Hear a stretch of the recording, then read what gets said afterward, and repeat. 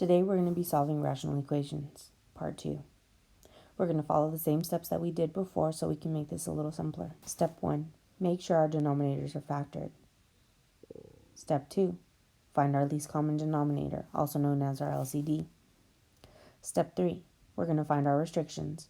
Our restrictions are restricted values that we cannot use as solutions because they would make our original problem undefined. Step 4, we're going to multiply in our least common denominator to the entire equation. Step 5, we're going to solve for x. Let's take a look at example 4. We have 2 divided by x minus 3 minus 4 divided by x plus 3 is equal to 8 divided by x squared minus 9. Our first step says that we need to factor our denominators. If I look at this problem, I can see that my last denominator can be factored using difference of squares. So I'm going to rewrite this problem. I end up with 2 divided by x minus 3 minus 4 divided by x plus 3 is equal to 8 divided by x plus 3 and x minus 3. Once I factored my denominators, I can find my least common denominator. My least common denominator must include every factor from my denominators. So I have an x minus 3 in my first fraction, and I have an x minus 3 in my third fraction. So I must write x minus 3 for my LCD. I can see that I have an x plus 3 in my second fraction and an x plus 3 in my third fraction, so I need to make sure I write an x plus 3 in my least common denominator to take care of that factor. Now, I'm going to go ahead and get my restrictions. Remember, in order to find our restrictions, we set every factor in our least common denominator equal to 0 and we solve for x. So I can see x cannot equal a positive 3 because if I set x minus 3 equal to 0 and solve for x, I would get a positive 3. And I can see that x cannot equal a negative 3 because if I set x plus 3 equal to 0 and I solve for x, I would get a negative 3. Now, I'm at my fourth step that says to multiply in my least common denominator to the entire equation. So I'm going to multiply my entire equation by an x minus 3 and an x plus 3. When I multiply it into my first fraction, I end up with 2 times x minus 3, x plus 3, all over x minus 3. I have a minus sign.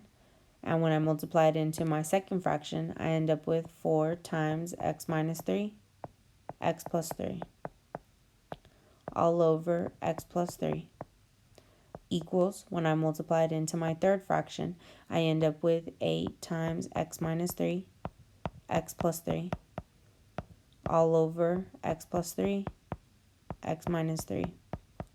Now I'm going to see what cancels out or reduces away.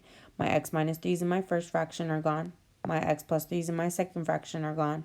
And my x minus 3's and my x plus 3's are gone from my third fraction. I'm going to rewrite what's left over.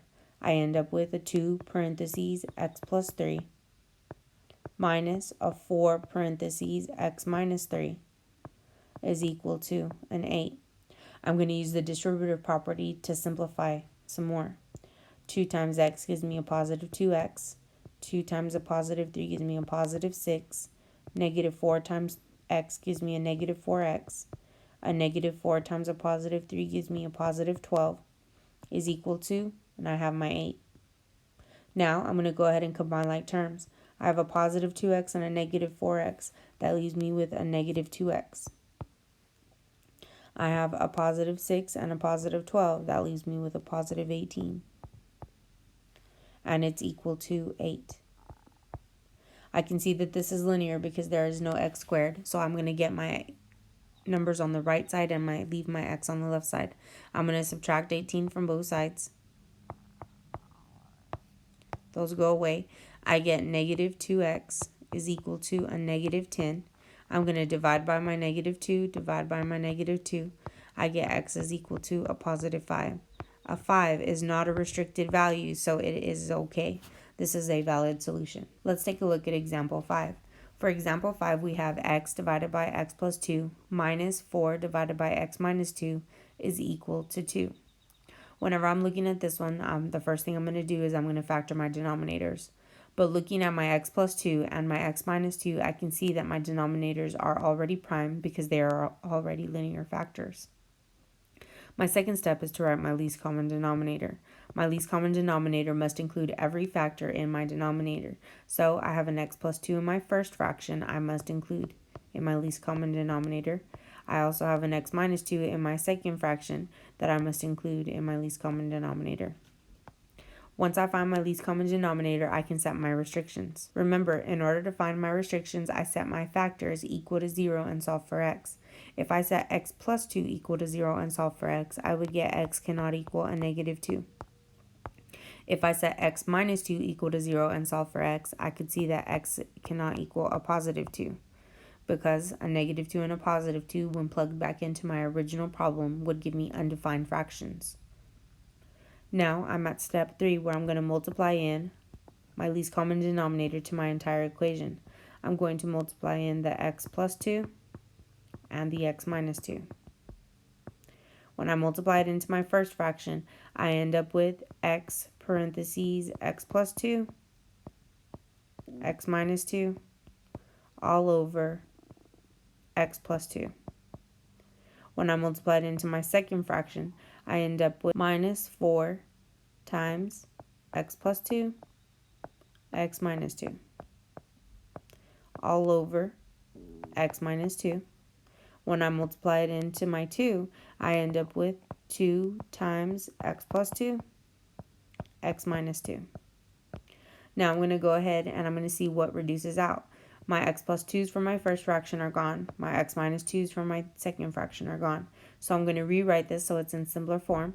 I have x parentheses x minus 2 minus 4 parentheses x plus 2 is equal to 2 parentheses x plus 2, x minus 2.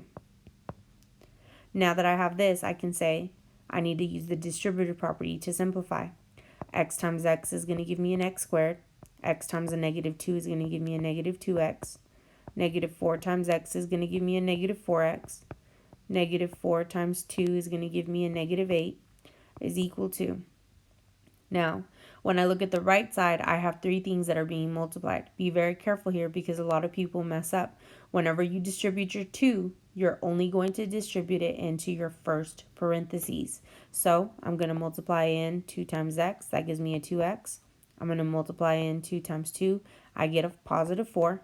I'm going to keep that in parentheses, and I'm going to drop the parentheses with the x minus 2.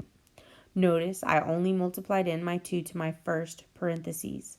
Now I can see I have a 2x plus 4 and an x minus 2 that are going to have to be multiplied. I'm going to use the distributive property on steroids right there. Now looking at the left side, I can see that I can combine like terms. I can combine my negative 2x and my negative 4x. So I end up with x squared minus 6x minus 8 is equal to, and I'm going to use the distributive property on steroids on the right side of my equation. 2x times x gives me a positive 2x squared. 2x times a negative 2 gives me a negative 4x. 4 times x gives me a positive 4x. 4 times a negative 2 is going to give me a negative 8. Now, I'm going to look and see that I can combine like terms on the right side. I'm going to rewrite my problem. I have x squared minus 6x minus 8 is equal to 2x squared. My positive 4x and my negative 4x are going to cancel each other out, and I get minus 8. Now, I can see that I have quadratics because I have x squareds. Whenever we have anything that's quadratic, in order to solve for x, you have to get everything on the same side as x and set it equal to 0. So, I'm going to subtract x squared from the left side and move it to the right side. The reason I'm subtracting x squared is because I want my coefficient of my quadratic to be positive. That's the easiest way to work with and keep us from making mistakes. I'm going to add 6x to both sides, and I'm going to add 8 to both sides. Whenever I do this, I can see everything on the left side cancels. I end up with 0 equals 2x squared minus x squared gives me a positive x squared. My positive 8 and my negative 8 cancel, and I have a positive 6x. Now, I'm going to go ahead and factor out my greatest common factor. Now, I won't use MIFTERM on this because it is not a trinomial, but I can see that it has an x in common. That's why I'm using the greatest common factor. Whenever I factor out my GCF, I end up with 0 equals x parentheses x plus 6. Now, to find my solutions, remember, we're going to set each factor equal to 0 and solve for x. Well, my first factor was an x, so if I set that equal to 0, I get x equals 0. Whenever I do my x plus 6 equal to 0, and I solve for x, I'm going to subtract 6 from both sides. I get x is equal to a negative 6. So x is equal to a 0 and a negative 6. These are my two solutions. And if I look, neither one of them is our restricted values, so both of these are valid solutions. I can plug these into my original problem and I can get a true statement. Let's take a look at example 6. We have 2 minus 1 divided by x plus 1 equals x divided by x plus 1. My first step says to factor my denominators if possible. Well, looking at my denominators, I can see that these are already prime. These are already linear factors. My second step says to find my least common denominator. My least common denominator is going to be x plus 1. I can see the x plus 1 in the denominator of the fraction on the left side of the equal sign, and I can see the x plus 1 in the denominator of the right side of the equal sign. Once I find my least common denominator, I can go ahead and set my restrictions. For my restrictions, I'm going to set x plus 1 equal to 0 and solve for x. Well, I would get x is equal to a negative 1. So I know x cannot equal a negative 1, because if I were to plug negative 1 back into my original problem, I would get an undefined statement. Now, I'm going to go ahead and step where it says to multiply in our least common denominator to the entire equation. 2 times x plus 1 minus, I'm going to multiply it into my fraction. I end up with 1 times x plus 1 all over x plus 1 equals, I multiply it into my fraction across the equal sign. I end up with x parentheses x plus 1 all over x plus 1. And I'm going to see what reduces out. I can see the x plus 1 of my fraction on the left side of the equal sign cancels out. And I can see the fraction, the x plus 1 on the right side of the equal sign goes away. Now I'm going to simplify and rewrite this so it looks a little neater. I have 2 parentheses x plus 1 minus 1 equals x. Now I'm going to go ahead and solve for x.